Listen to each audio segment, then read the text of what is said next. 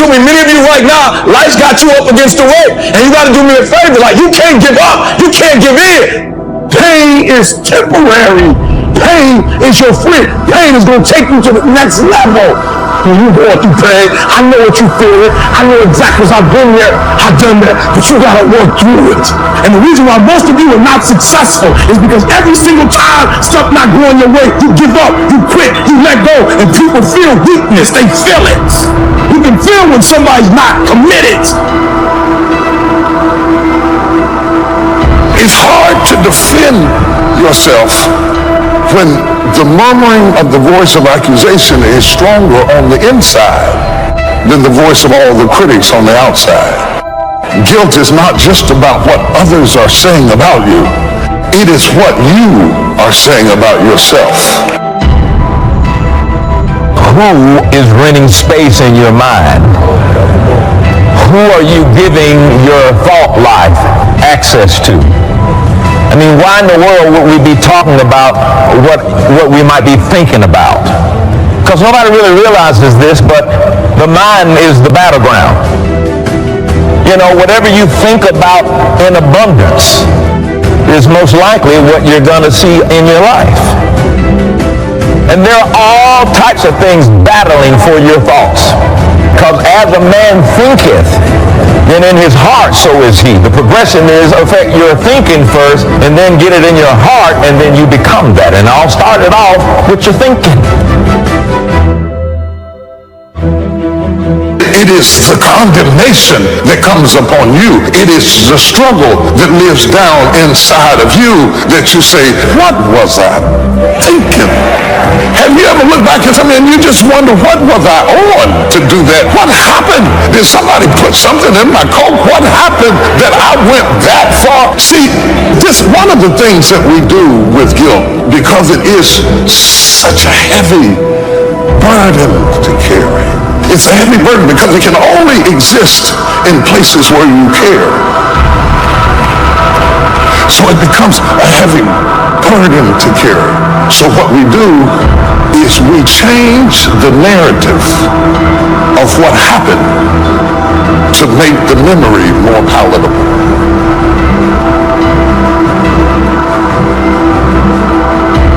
We block out the parts we are ashamed of, and we remember how people responded to us without remembering how we elicited or initiated the response. Selective amnesia. And so this story that we tell ourselves about what happened causes a certain toxicity to the soul that stops us from getting what God would give us, because God will only fall on truth. And you have told yourself a lie so long that you can't be. And you make it for the health food store. And you start reading every book you can read on health and nutrition. And you start doing the push-ups, and you start jogging on the beach and doing all the stuff. And all of that change now could very well help you to live a long, long life, having been alerted in an alarm system that serves you well. So learn from your negative as well as your positive experiences.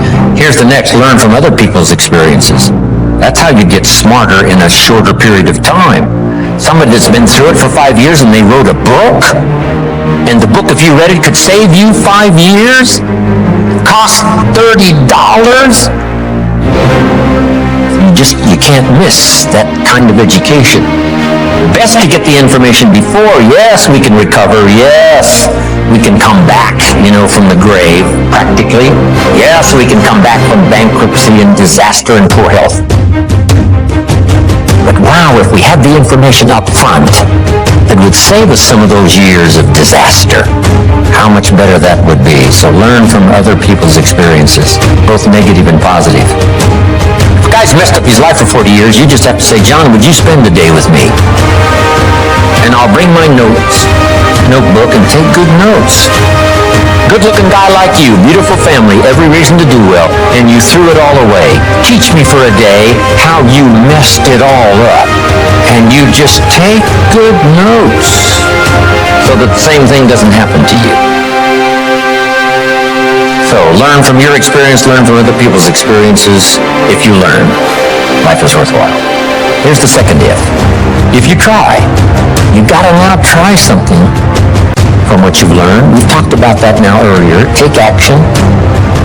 You never know. My father said you never know until you try. Giving speeches and doing talks. Age 25, I stand up to give my first little training. My mind sat back down.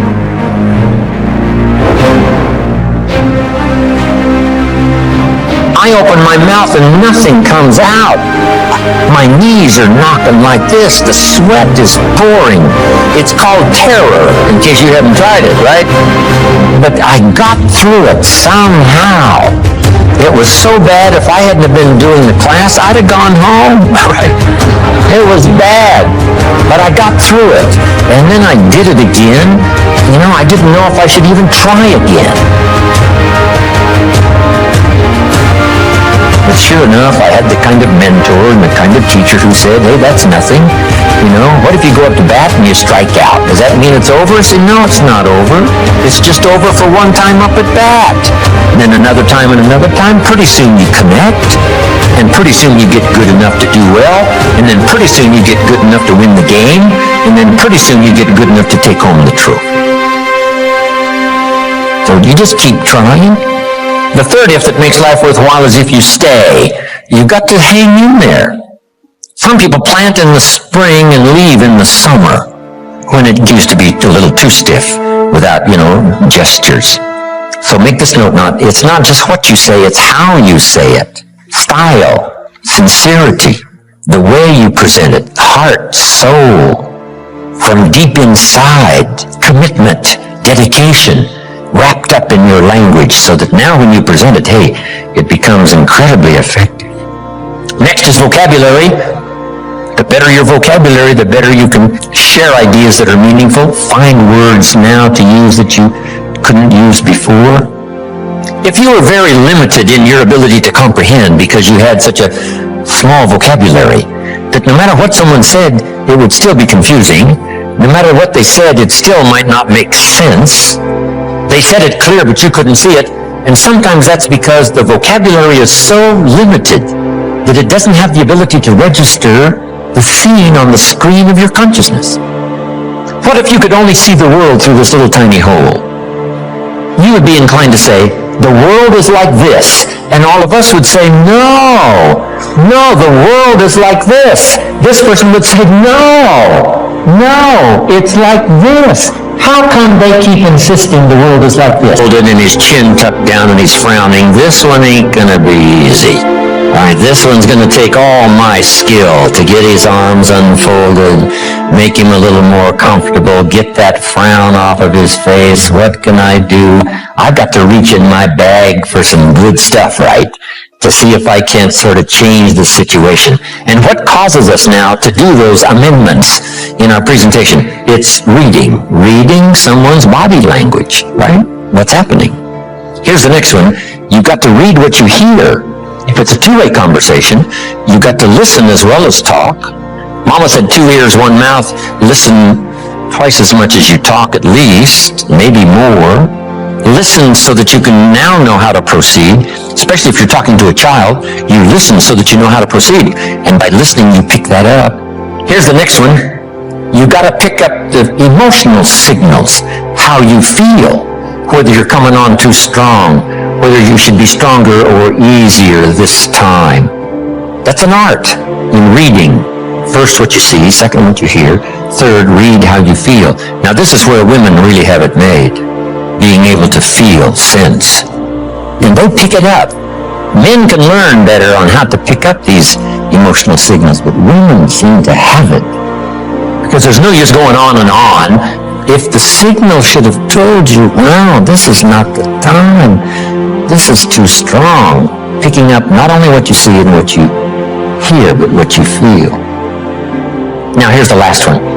To achieve good communication, something good to say, saying it well, reading your audience. Here's the last one. Intensity. Intensity is the emotional part of communication. Communication is both words and emotion. Here's what's really powerful. Words loaded with emotion. See, that's what's unbelievably powerful. It can move nations. It can help people change directions. It can establish an ideology, for good or for bad. Look at Hitler and his ability to preach. Look at Stalin, his ability to preach.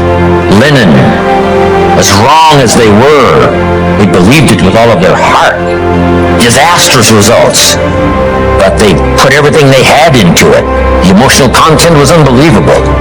Powerful. Yes, in an evil direction, but it can also be used for a good direction. This intensity, strength, power, emotion.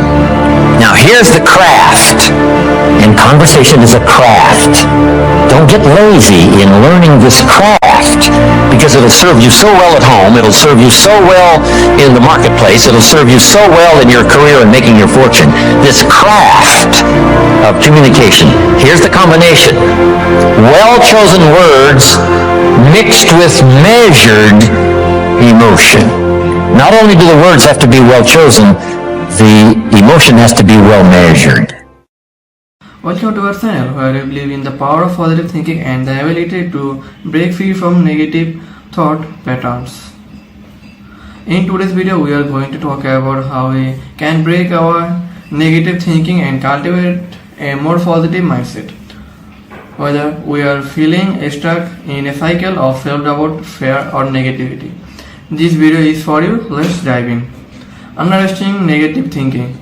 Negative thinking can manifest in various ways, such as self-criticism, pessimism, or a fixed mindset. It's normal to express negative thoughts from time to time, but when they become a constant presence in your mind, they can hold you back from reaching your full potential. It's important to recognize that negative thinking is often rooted in limiting beliefs that we are